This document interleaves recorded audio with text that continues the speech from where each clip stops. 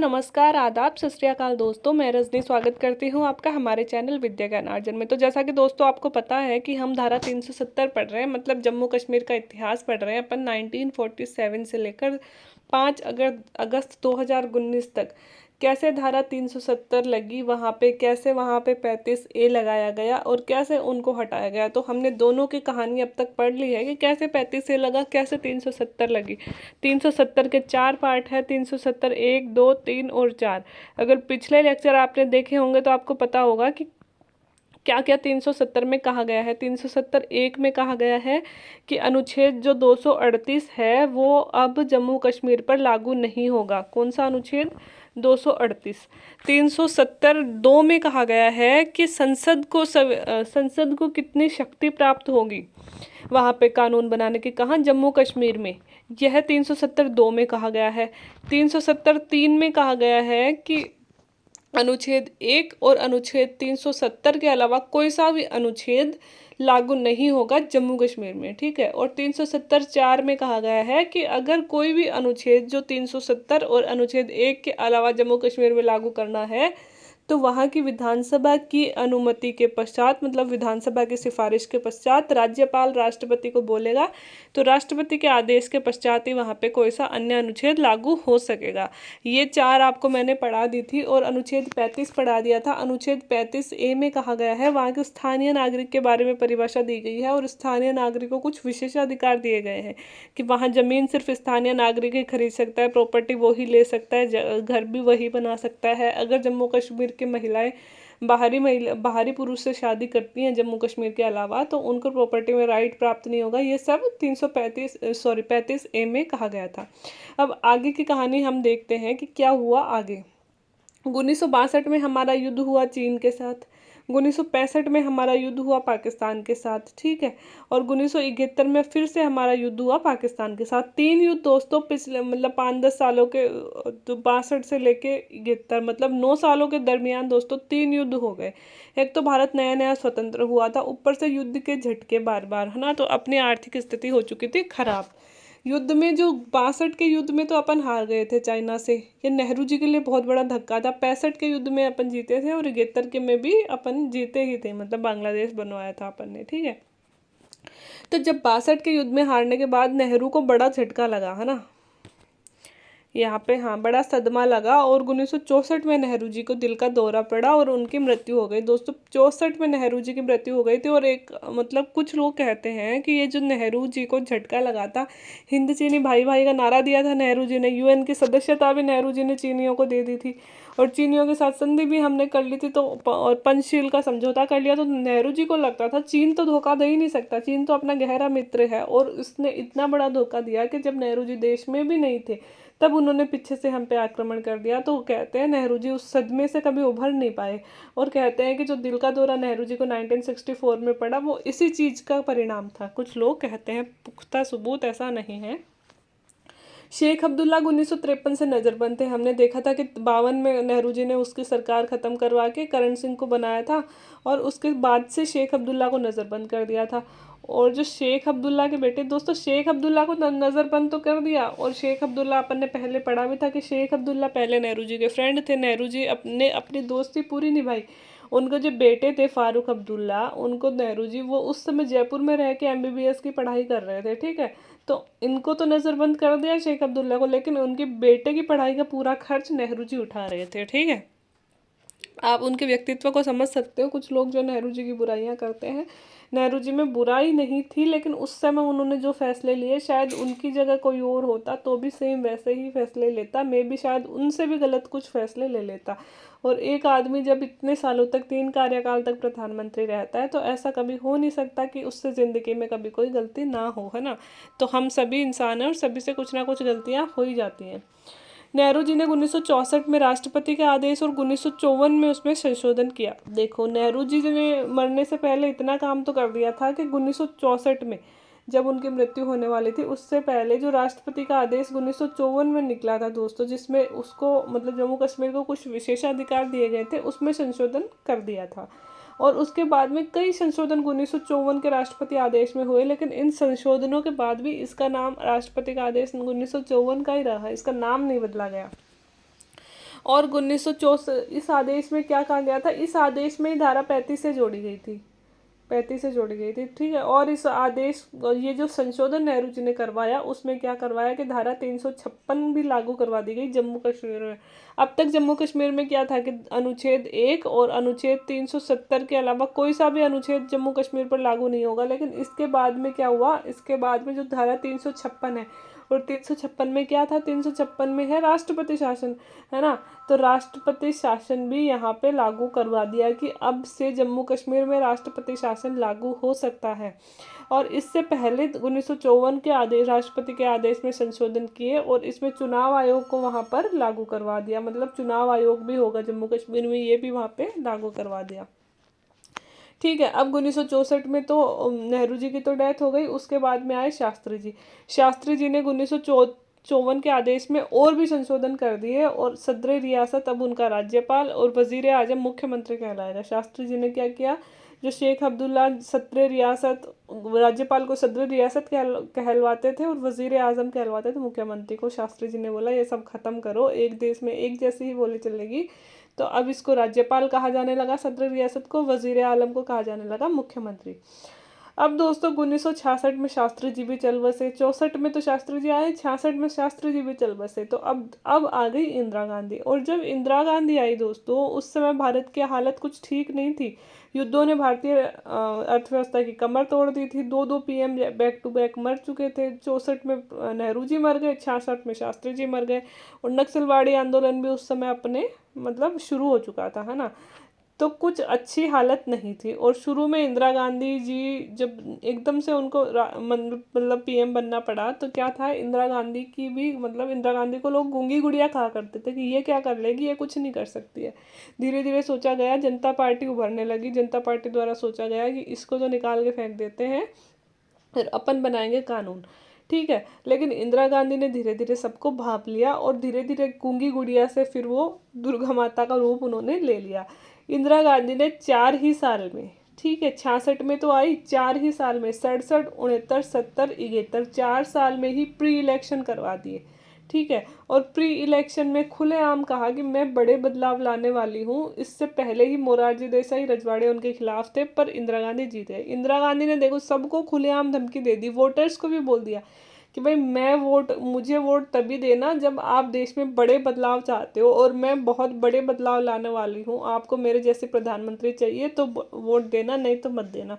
इससे पहले क्या था, मोरारजी देसाई और तो पहले से इनके खिलाफ थे, वो तो जनता पार्टी के थे ना, और इंदिरा गांधी ने एक दो कदम ऐसे उठा भी लिए थे 71 से पहले ही, है ना। तो उनको लगता था कि ये देश को ले डूबेगी। और ऊपर से जो रजवाड़े थे दोस्तों, रजवाड़ों को तो खत्म करने के लिए उन्होंने बोल ही दिया था कि इनकी प्रीवी परिषद खत्म करूंगे। प्रीवी परिषद क्या होता था कि इनको पेंशन दी जाती थी बहुत भारी भारी। उस जमाने में उन्हें लाखों लाखों 10-10 लाख की पेंशन दी जाती थी कि भाई हमारा तो साम्राज्य रहा है ना, तो हमने तो साम्राज्य आपको दे दिया, उसके बदले हमें कुछ तो दोगे। तो नेहरू जी ने इनकी प्रीवी परिषद वाली बात मान ली थी। तो इंदिरा गांधी ने कह दिया था प्रीवी परिषद खत्म करूंगी मैं तुम्हारी, तो ये लोग भी इनके खिलाफ थे, ठीक है। अब क्या हुआ, प्री इलेक्शन हुआ और प्री इलेक्शन में इंदिरा गांधी दमदार वोटों से जीत गई, ठीक है। अब 1971 में सरकार बनते ही उन्होंने संविधान में कई संशोधन किए, 23वां, 24वां, 25वां, 26वां, लगातार बैक टू बैक संशोधन कर रही हैं और संविधान को पूरे को बदल दिया। रजवाड़ों की प्रीवी परिषद उन्होंने खत्म कर दी। दोस्तों इंदिरा गांधी खतरनाक व्यक्तित्व की नेता थी, गलतियां उनसे भी हुई, लेकिन उन्होंने बहुत सारे क्रांतिकारी सुधार भी देश में किए। रजवाड़ों से दोस्तों जो अपनी इकोनॉमी पहले से इतनी स्ट्रोंग नहीं थी, दो दो युद्ध हो चुके थे अपने, ठीक है, ऊपर से प्रधानमंत्री मर चुके थे, अपनी इकोनॉमी बिल्कुल डामाडोल हो चुकी थी। और इंदिरा गांधी को लग रहा था भाई काय के राजा हो, अब डेमोक्रेसी आ गई, तुम्हें काय की पेंशन दे रहे हैं हम, इतने सालों दे दी वो बहुत है, अब अपना कमाओ अपना खाओ, है ना। तो उन्होंने प्रीवी परिषद को किया खत्म। अब ये राजा सड़क पे आ गए, ये कहने लगे ऐसे कैसे, हमारे तो संविधान में लिखा हुआ था ये वो, तो बोले मैंने कर दिया संशोधन संविधान में, चलो यहाँ से, मैं कुछ नहीं दे रही किसी को, ठीक है। और सच में उन्होंने प्रीवी परिषद को खत्म कर दिया। बांग्लादेश में उन्होंने हलचल मचा दी। बांग्लादेश में क्या था, बांग्लादेश को मतलब बांग्लादेश में उस टाइम पे क्या हो रहा था, पाकिस्तान दंगे करवा रहा था, तो उनका जो सहायक था किसका, इंदिरा गांधी का, मणिक शाह, उनको मणिक शाह को इंदिरा गांधी ने पहले ही बोल दिया था कि पाकिस्तान से युद्ध करना है, पर मणिक शाह बोला कि मैडम गर्मियाँ हैं, ये बात है जून 1971 की। गर्मियां हैं, सर्दियों में करेंगे युद्ध, क्योंकि गर्मियों में इंडिया पे भारी पड़ जाता है युद्ध। तो इंदिरा गांधी ने कहा ठीक है, लेकिन फिर से पाकिस्तान ने गलती कर दी। और गलती क्या करी, 3 दिसंबर 1971 को पाकिस्तान के कुछ विमानों ने भारत पर हमला कर दिया तथा 13 दिन के युद्ध के बाद ही बांग्लादेश को स्वतंत्र करवा लिया। देखो, 3 दिसंबर 1971 को पाकिस्तान ने आगे से हम पे हमला कर दिया। अब इंदिरा गांधी को चाहिए क्या था, उन्होंने मणिक शाह को बोला भाई मणिक शाह आ गया मैसेज, अब चलो अपने। तो मणिक शाह ने कहा लो मैडम अभी करते हैं, और हमने हमारी सेना भेज दी गई बांग्लादेश में, और अगले 17 दिन के भीतर भीतर दोस्तों बांग्लादेश को स्वतंत्र करवा लिया। और जनता में बोल दिया गया बधाई हो, बांग्लादेश हुआ है। बोला कहाँ हुआ है, तो बोला बगल में हुआ है, पड़ोस वाले के बांग्ला। अरे हमने ही तो बनवाया था बांग्लादेश को, मुक्ति सेना वहाँ पे कार्य कर रही थी, लेकिन मुक्ति सेना को सपोर्ट करने वाला इंडिया ही तो था। भारत अगर सेना नहीं भेजता तो पाकिस्तान बांग्लादेश को कभी स्वतंत्र थोड़ी करता।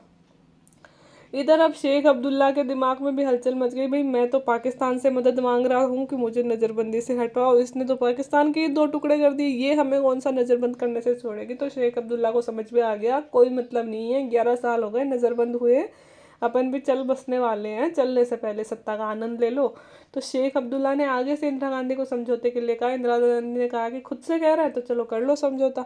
तो शेख अब्दुल्ला ने दोस्तों कई शर्तें रखी कि हमें सदर रियासत बोलने दिया जाए, तो इंदिरा गांधी ने कहा नहीं चलेगा। हमें वजीर आजम बोलने दिया जाए, इंदिरा गांधी ने कहा नहीं चलेगा।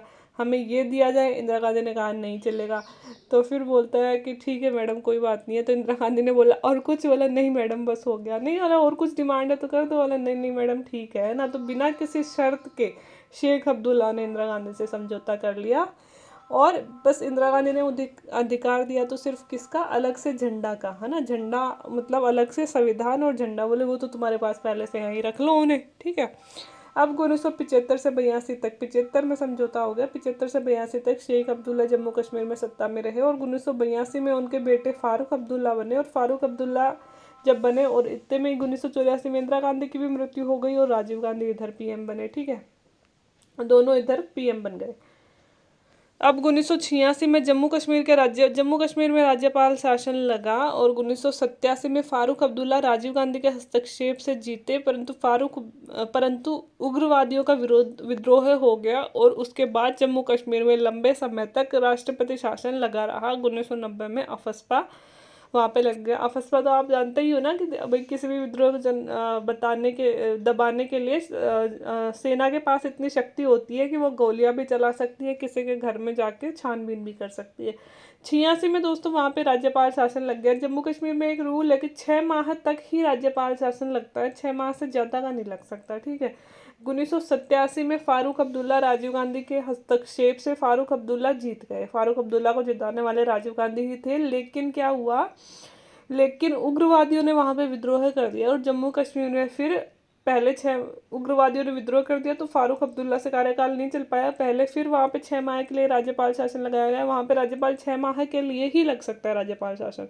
आगे अगर लगाना हो तो फिर राष्ट्रपति शासन लगाना होगा, और राष्ट्रपति शासन लगाया गया। और 1990 में वहाँ पे अफस्पा भी लगा दिया गया। मतलब जम्मू कश्मीर के हालात होते जा रहे थे खराब, ठीक है।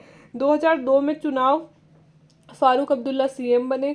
और विधानसभा ने एक प्रस्ताव पेश किया जिसमें उन्होंने कहा कि हमें 1953 वाली स्थिति हमें वापस दे दी जाए। तो वो 1954 में जो आदेश निकला था ना, यहाँ पे अब 356 लगेगा ये वो, तो जम्मू कश्मीर वाले सोचते हैं कि 1953 से पहले ही हमारी स्थिति ठीक थी, तो हमें वही वाली स्थिति दे दी जाए। मतलब स्वायत्ता प्रस्ताव उन्होंने मांगा। मतलब अब जम्मू कश्मीर की तरफ से हमेशा यही डर सताने लगा उन लोगों को कि ये कहीं हमारा स्पेशल स्टेटस ना छीन ले, है ना। 2014 में आई दोस्तों मोदी सरकार, और भाजपा के घोषणा पत्र में ये लिखा हुआ था कि 370 हटाना है। हमेशा से लिखा हुआ था, आज से नहीं। श्यामा प्रसाद मुखर्जी जो भाजपा के नेता थे, उन्होंने उस जमाने में नारा लगाया था, एक देश में 2 संविधान 2 विधान, नहीं चलेंगे नहीं चलेंगे। और बंदा पहुंच गया था जम्मू कश्मीर, और जम्मू कश्मीर में उनको कैद कर लिया गया था, मतलब जेल में रखा गया था। और वहाँ पे आगे चल के शायद भूख हड़ताल की वजह से उनकी मृत्यु हो गई थी। तो हमेशा से भाजपा का ये एजेंडा रहा है कि 370 हटानी है जम्मू कश्मीर, तो हम लेके ही रहेंगे। जम्मू कश्मीर के मुद्दे पर भाजपा हमेशा आक्रामक रही है। मैं किसी पार्टी को सपोर्ट नहीं कर रही हूँ, लेकिन एक मुद्दा बता रही हूँ कि ये इनके घोषणा पत्र में हमेशा छाया रहता है। अब सरकार आई तो पहले कार्यकाल में तो समाप्त किया नहीं, 2014 से 2018 तक आई थी, उस टाइम तो समाप्त किया नहीं। इधर फारूक अब्दुल्ला और के इनके बयान आने लगे कि चाहे मोदी आ जाए और मोदी का बाप आ जाए, 370 कोई नहीं हटा सकता। क्यों नहीं हटा सकता? 370 हटाने के लिए चाहिए भाई संविधान सभा की अनुमति। तो संविधान सभा तो रही नहीं है, वो तो खत्म हो चुकी। दूसरी चाहिए विधानसभा की अनुमति, की विधानसभा बोले राज्यपाल को, फिर राज्यपाल राष्ट्रपति को बोले तो राष्ट्रपति फिर आदेश जारी करे तो हटेगा, या फिर संविधान में संशोधन हो तो हटेगा। तो बोले कि यहाँ की, और संविधान में संशोधन में यहाँ की विधानसभा की अनुमति के पश्चात ही हो सकता है। तो बोले हम अनुमति देने नहीं है कभी, तो राष्ट्रपति शासन मतलब 370 धारा हटनी नहीं है। लेकिन 5 अगस्त 2019 को, जैसे ही 2018 में 19 में भाजपा पुनः जीती, इस बार उनका एक ही लक्ष्य था 370 हटानी, और फाइनली 5 अगस्त 2019 को 370 हटा दी गई। अब हुआ क्या था इसके लिए दोस्तों, 2-3 उपाय थे कि कैसे कैसे हट सकती है। या तो 370 एक बी के तहत जम्मू कश्मीर की सलाह पर राष्ट्रपति आदेश निकाल दे और उसके पश्चात संसद यह तय कर दे कि जम्मू कश्मीर पर संसद की उतनी शक्ति होगी जितनी अन्य किसी भी राज्य में होती है। तो देखो 370(2) में क्या कहा गया है कि संसद की कितनी शक्ति होगी जम्मू कश्मीर पर, ये कहा गया है ना। तो एक तो ये उपाय था कि 370(2) के तहत जम्मू कश्मीर की विधानसभा बोल दे राज्यपाल को कि भाई संसद को ये शक्ति दे दी जाए कि भाई कितनी भी शक्ति जितनी और राज्यों में चलती है उतनी जम्मू कश्मीर में चलेगी। अगर विधानसभा बोलती है तो राज्यपाल बोलेगा राष्ट्रपति को, फिर राष्ट्रपति बोलेगा तो संसद में ये प्रस्ताव आएगा। लेकिन भाई वहाँ की विधानसभा तो बोलेगी नहीं, तो ये वाला उपाय तो नहीं हो सकता था। ठीक है। दूसरा था 370(d) के तहत आदेश निकाल दे और संविधान के सभी अनुच्छेद जम्मू कश्मीर पर लागू होंगे। 370(d) में यही तो कहा गया है। तो 370(d) के अनुसार अगर आदेश निकाल दिया जाए कि भाई संविधान के सभी अनुच्छेद अब लागू होंगे जम्मू कश्मीर में, लेकिन वो भी कब होगा? जब जम्मू कश्मीर की विधानसभा अनुमति देगी, और विधानसभा देगी नहीं, है ना। परंतु सच ये था कि जम्मू कश्मीर की विधानसभा ऐसे करेगी नहीं, तो फिर कैसे करे? तो जम्मू कश्मीर में बीजेपी ने सरकार बना ली। अब दोस्तों ये मैटर एक दिन में नहीं हुआ, ये मैटर पिछले 1-2 साल से चल रहा है। और जो जिन्होंने दिमाग लगाया है इस चीज़ में, अमित शाह को, मोदी को जिन्होंने सुझाव दिया है, वो बहुत ही आगे के सोचने वाले व्यक्ति थे कि बात कहीं भी अटके नहीं। तो सबसे पहले उन्होंने क्या किया दोस्तों, सबसे पहले जम्मू कश्मीर में बनी बीजेपी को बहुमत मिला, और मतलब मिली जुली सरकार बननी थी। बीजेपी ने पीडीपी के साथ मिलकर सरकार बना ली। कुछ दिन बाद बीजेपी ने क्या किया, पीडीपी से समर्थन वापस ले लिया। समर्थन वापस ले लिया तो सरकार गिरने लगी।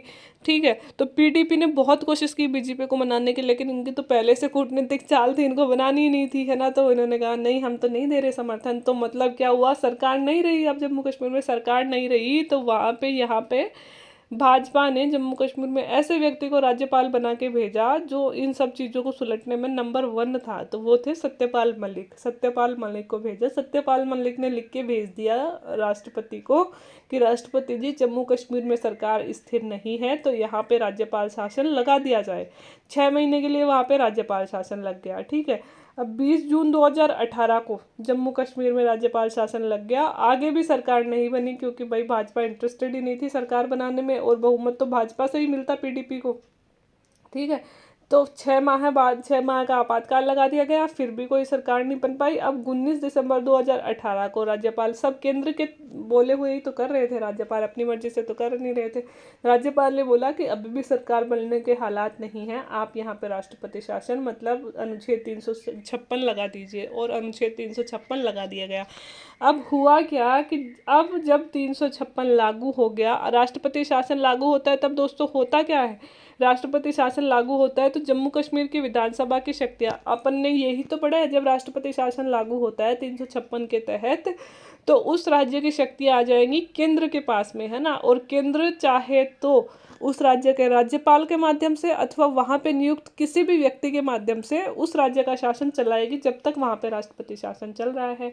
तो वही हुआ कि भाई जम्मू कश्मीर की विधानसभा की शक्ति या तो संसद या फिर संसद द्वारा प्राधिकृत कोई व्यक्ति करेगा। अतः अब जम्मू कश्मीर की विधानसभा संसद हो गई। भाई विधानसभा बची नहीं क्योंकि सरकार गिर गई, और सरकार गिर गई तो 356 लग गया, और 356 लग गया तो मतलब अब वहाँ की विधानसभा कौन तय करेगा, विधानसभा के काम कौन करेगा, संसद करेगी, क्योंकि वहाँ तो राष्ट्रपति शासन है।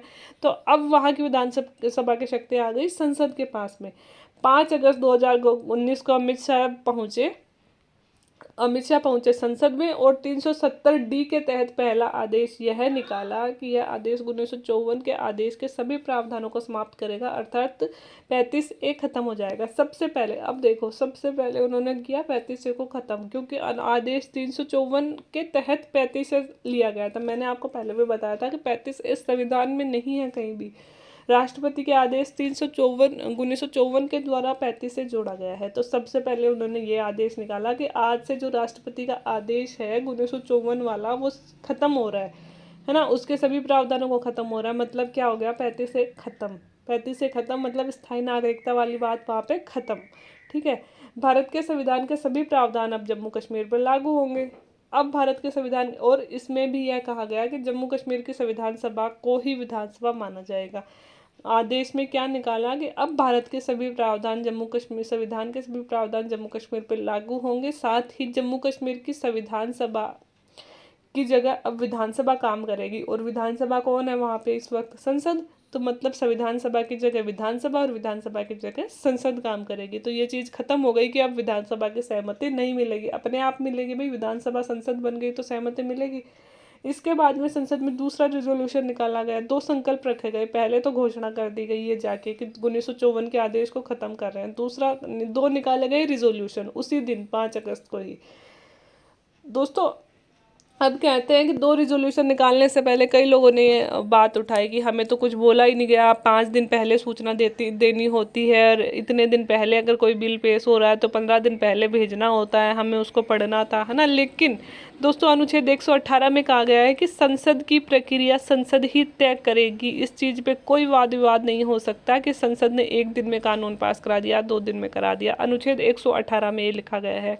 122 में ये लिखा गया है कि संसद की कार्यवाही पर, मतलब प्रक्रिया पर, कि किस तरह से उन्होंने 1 दिन में बिल पेश करवाया, 2 दिन में पास करवाया, 3 दिन में, इस पर सुप्रीम कोर्ट को दखल अंदाजी करने की कोई ज़रूरत नहीं है। तो ये 2-3 जो अनुच्छेद है ये संसद को बहुत खतरनाक वाली शक्तियाँ प्रदान करते हैं।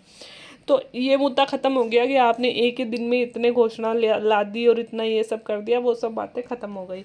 अब पहला संकल्प क्या था, पहला संकल्प ये था कि अनुच्छेद 370 के सभी हिस्से समाप्त, केवल 370 एक बचेगा। और 370 एक यह होगा कि भारत के संविधान के सभी प्रावधान जम्मू कश्मीर पर लागू होंगे।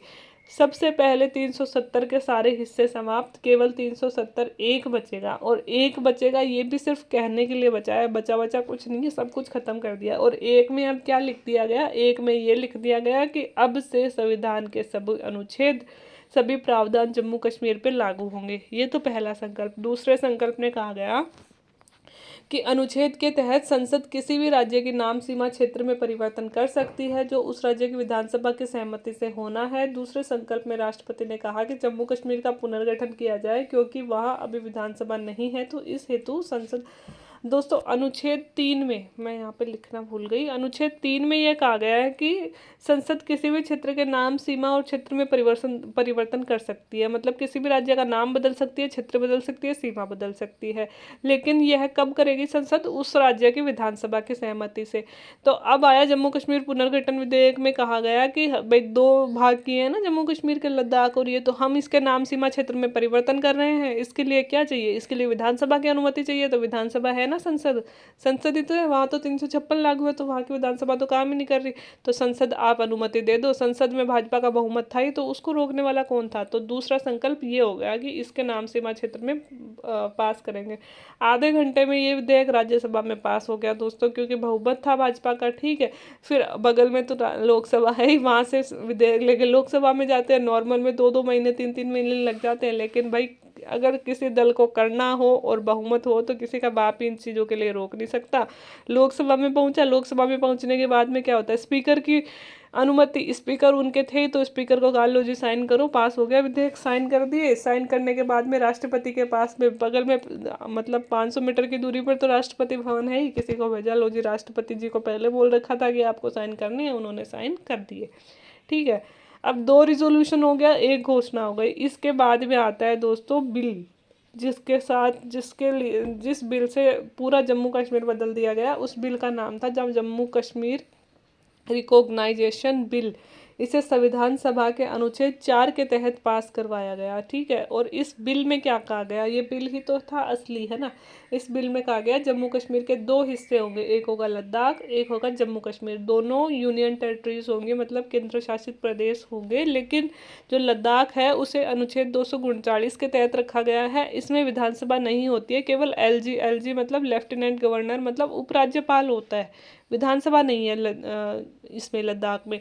और जो जम्मू कश्मीर बनाया गया है वो 239A के तहत बनाया गया है, जिसमें विधानसभा होगी। और इसके अलावा विधानसभा के साथ ही राज्यसभा की 4 सीटें जम्मू कश्मीर में हैं और लोकसभा की 5 सीटें जम्मू कश्मीर में हैं, ठीक है। और इसमें सिर्फ लोकसभा की 1 सीट दी गई है लद्दाख को, ठीक है। राज्यसभा नहीं है, क्योंकि विधानसभा ही नहीं है तो राज्यसभा की जरूरत, मतलब राज्यसभा की सीट कहाँ से होंगे, है ना। विधानसभा मतलब राज्यसभा के सदस्य जो चुन के भेजते हैं वो विधानसभा ही तो चुन के भेजती है। तो विधानसभा जम्मू कश्मीर में है तो जम्मू कश्मीर से राज्यसभा मतलब जम्मू कश्मीर की विधानसभा राज्यसभा के लिए 4 सदस्य चुनकर भेजेगी। और लोकसभा के सदस्य निर्वाचित होते हैं तो लोकसभा के 5 सदस्य जम्मू कश्मीर से में जाएंगे और लद्दाख से केवल 1 सदस्य जाएगा लोकसभा में, क्योंकि लद्दाख छोटा है जम्मू कश्मीर के मुकाबले। तो पहली बात तो जम्मू कश्मीर के 2 भाग कर दिए गए। दूसरी बात, एससी और एसटी दोनों को आरक्षण दे दिया गया। इससे पहले दोस्तों जम्मू कश्मीर से में सिर्फ एससी को आरक्षण था, एसटी को नहीं था, अब उनको भी आरक्षण दे दिया गया। जम्मू कश्मीर में मंत्रिमंडल में विधानसभा के सदस्यों के मात्र 10% सदस्य होंगे। दोस्तों 93वां संशोधन 2005 के द्वारा क्या है कि अपनी मंत्रिपरिषद में अधिकतम लोकसभा के 15% सदस्य हो सकते हैं। लेकिन जम्मू कश्मीर को कितना अधिकार दिया गया है, वहाँ की विधानसभा का 10% सदस्य होंगे जम्मू कश्मीर में, ठीक है। तो ये डिफरेंस है यहाँ में और वहाँ में, ठीक है। और राज्य की सेवाएं जम्मू कश्मीर व लद्दाख में विभाजित होंगी, जो मतलब जैसे अपने आरएएस वगैरह होता है ना वहाँ, तो ऐसे ही जो राज्य की सेवाएं हैं वो जम्मू कश्मीर और लद्दाख में विभाजित कर दी जाएंगी।